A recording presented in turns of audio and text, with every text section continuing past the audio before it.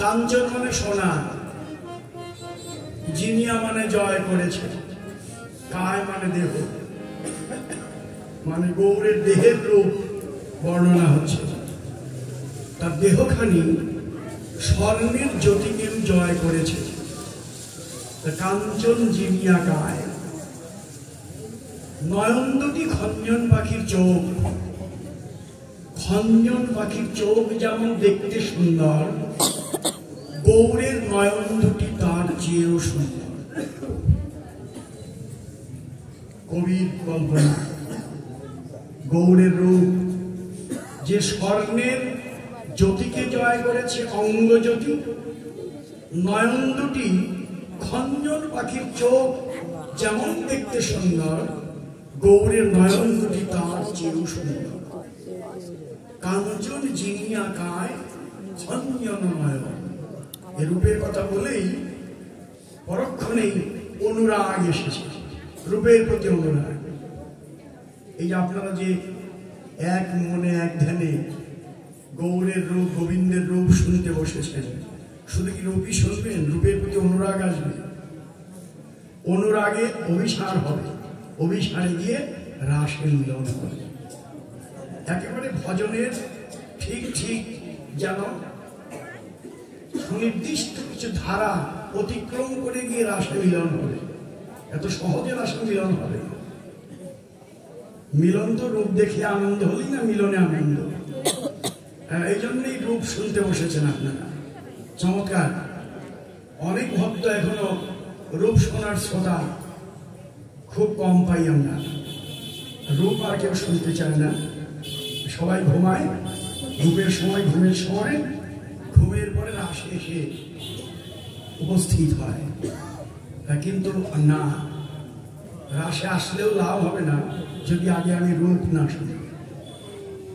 রূপ শুনেই তো অনুরাগ বাড়বে। রূপ যদি আমি হৃদয়ে অনুধাবন করতে পারি, মিলনে তত আনন্দ মধুর হবে। এই জন্য বৈষ্ণব কবিরা, মহাজনগণ এই অষ্টকালীন লীলাকে সাজিয়েছেন, রাসের আগে রূপ দিয়েছেন, মিলনের আগে রূপ দর্শন।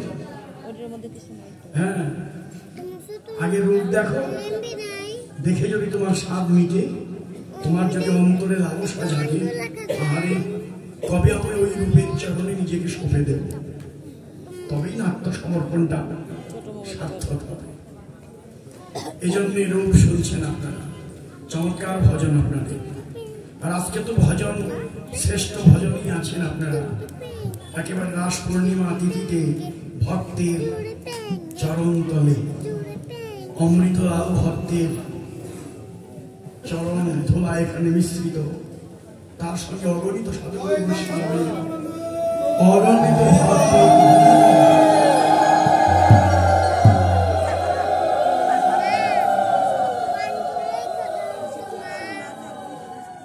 একেতে অমৃতলাল ভক্তের চরণ ধুলি সহ শত সহস্র লক্ষ ভক্তের চরণ ধুলি মাঝে আপনারা বসে আছেন।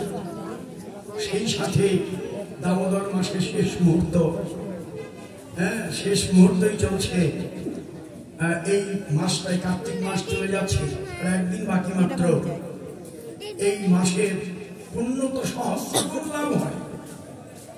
আজকে যারা রাত যে জায়গার উদ্দেশ্য করে এসেছেন এখানে, আপনারা এই একদিন এক রাতে যে পুণ্য লাভ করবেন, ভগবান বললেন আমি তোদের জন্য শত সহস্র গুণ পুণ্য এই একদিনের জন্যই তোদের।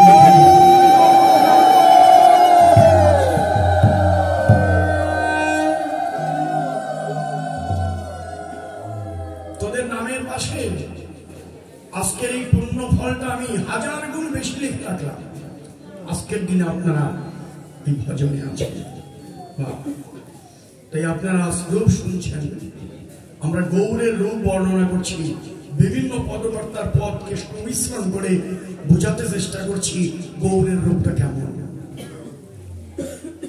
এখানে কয়েকটা পদকর্তার পদ এসে গেছে। এখন আমরা যে পদ স্মরণ করছি মহাবতারী প্রভু জগৎবন্ধু সুন্দরের পদ।